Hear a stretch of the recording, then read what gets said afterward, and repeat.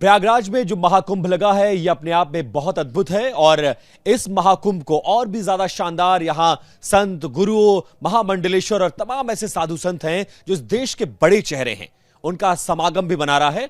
हम इस वक्त जहां मौजूद हैं वो देश के उन तमाम बड़े चेहरों में हैं जिनको ध्यान और साधना का अब बड़े चेहरे के रूप में माना जाता है। पूर्ण गुरु श्री करौली शंकर गुरु जी महाराज, जिनको कहा जाता है तृतीय मठाधिपति मिश्री मठ के, और इनको आमतौर पर आप YouTube पर बहुत फेमस हैं। कई लोग इनका पॉजिटिव परिचय देते हैं और कई लोग नेगेटिव परिचय देते हैं। महाराज जी, बहुत स्वागत है आपका TV9 भारतवर्ष पे। धन्यवाद। कुंभ चल रहा है, नदियों का संगम, संस्कृति सभ्यताओं का संगम, इसके अलावा साधु संतों का समागम और पहला शाही स्नान हो चुका है। कैसे देख रहे हैं, क्या हो रहा है? और आपका भी आश्रम यहां बन गया है, तो क्या मिलने वाला है प्रयागराज वासियों को? हाँ, जो यहाँ उपलब्ध है इस कुंभ में, महाकुंभ में, उनको तो मिल ही रहा है। और जो नहीं आ पा रहे हैं, मन से ही उनको कि हमें जाना है। हमारे गुरुओं ने ये बताया है शुरू से कि मनसा वाचा कर्मणा कृतकारित अनुमोदित 6 प्रकार से भोग तय होते हैं, अच्छे या बुरे।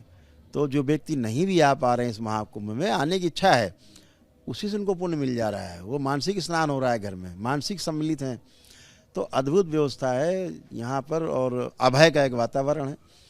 किसी भी चेहरे पे कोई आप चिंता की लकीरें नहीं देखेंगे। हर व्यक्ति प्रफुल्लित है, उत्साहित है और हर व्यक्ति में आपको एक आशा की किरण दिख रही है कि हम इस महाकुंभ में आए हैं तो निश्चित रूप से हमें आनंद मिलेगा, लाभ मिलेगा।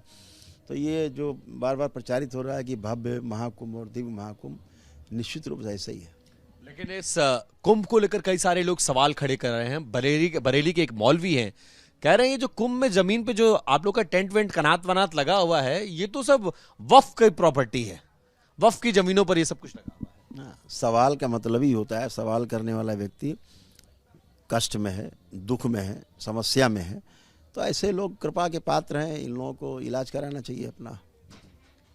कृपा के पात्र हैं। हाँ, इलाज कराना चाहिए इनको। बहुत सारे साधु संत आए हैं, हर जगह ज्ञान बट रहा है इतना ज्ञान प्रयागराज में बाहर से आ गया। प्रयागराज तो वैसे ज्ञानियों की धरती है, लेकिन आपको लग रहा है बाहर से इतना ज्ञान आ गया, यहाँ जो ज्ञान बट रहा है उस ज्ञान गंगा पे कुछ कहना चाहेंगे, आप बोलना चाहेंगे? ज्ञान तो सदा से है, ज्ञान आता जाता नहीं।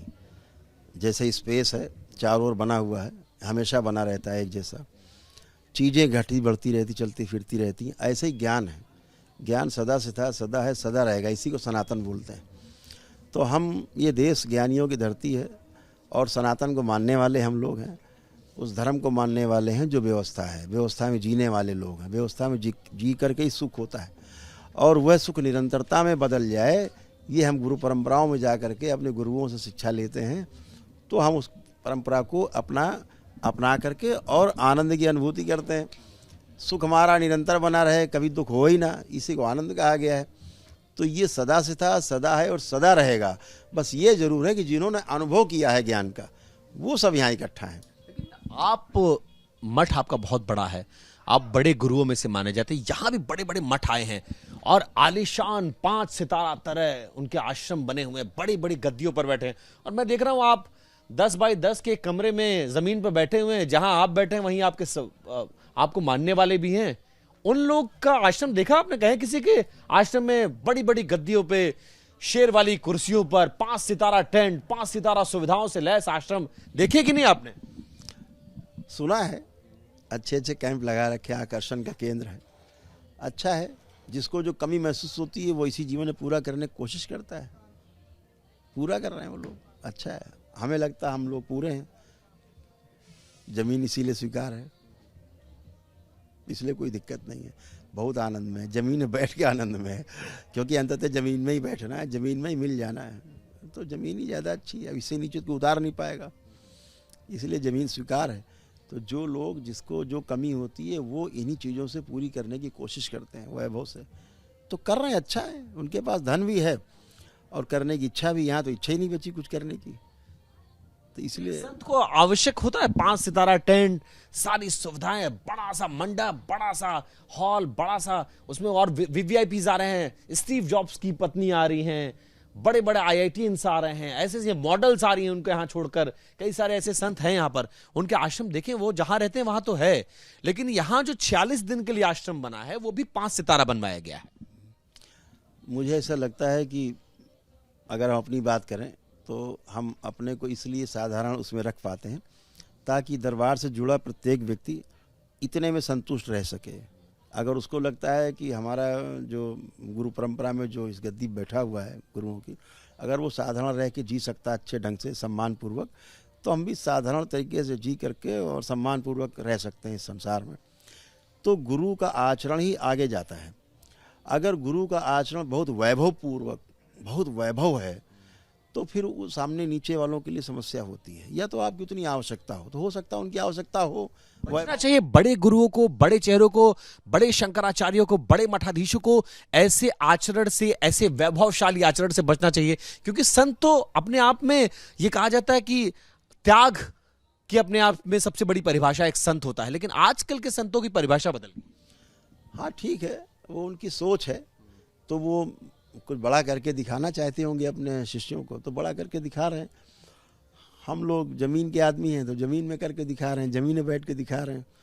लगता हमें हमारे लिए पूरा है, कंप्लीट है, हमें कोई कमी महसूस नहीं हो रही है, इसलिए कोई वैभव नहीं यहाँ दिखा पा रहे हैं। संतों को वैभव से बचना चाहिए। हाँ, मुझे लगता है मुझे बचे रहना चाहिए, मैं बचा हुआ हूँ। लेकिन आपके जो वीडियोस हैं वो बहुत वायरल होते हैं। आपके वीडियो को बहुत सारे लोग ऐसे हैं जो बहुत पॉजिटिव वे में लेते हैं और आपको फॉलो करते हैं। एक बड़ा वर्ग ऐसा भी है जो आपको यह कहता है कि आप कहीं ना कहीं अंधविश्वास फैला रहे हैं। आजकल के सर्जरी के जमाने में, मेडिकल साइंस के जमाने में आप फूंक मार के चीजों को ठीक करने का दावा करते हैं। किडनी ठीक कर दे रहे हैं, लिवर ठीक कर दे रहे हैं, ब्लड प्रेशर, शुगर ठीक कर दे रहे हैं। सारी चीजों का, सारी बीमारियों का इलाज आपके आश्रम है। आइए, वैदिक क्रिया करिए, फूंक मारेंगे ठीक हो जाएगा। तो फिर डॉक्टरों की दुकान बंद हो जाएगी, अस्पताल बंद कर देने चाहिए? नहीं, मेरे सवाल नहीं है, लोग ये कहते हैं। और आपके पास भी संभवतः ये सवाल आते हो। फूंक मार के कोई नहीं ठीक होता है। एक वैदिक प्रक्रिया है। उसके लिए सबसे पहले जो व्यक्ति दरबार में आते हैं उनकी सनातन धर्म में आस्था है और अब ईश्वर के प्रति आस्था, विश्वास और श्रद्धा बहुत गहरी है। वो लोग दरबार में आते हैं, फिर वो वैदिक प्रक्रिया करते हैं पूरी, और वह वैदिक प्रक्रिया कम से कम 15 घंटे की है, लगातार कंटिन्यू। उस वैदिक प्रक्रिया को करने के पश्चात उनको कुछ पुण्य प्राप्त होते हैं, कुछ विराट ऊर्जा उनको संपर्क होता है, उनका जुड़ाव हो जाता है, उस ऊर्जा से सकारात्मक हो जाते हैं और पितरों की मुक्ति होती है। तो पितरों के जो दोष होते हैं वो नष्ट हो जाते हैं। तमाम प्रकार के दोष बताए गए हैं वो नष्ट हो जाते हैं अपने आप स्वतः ही।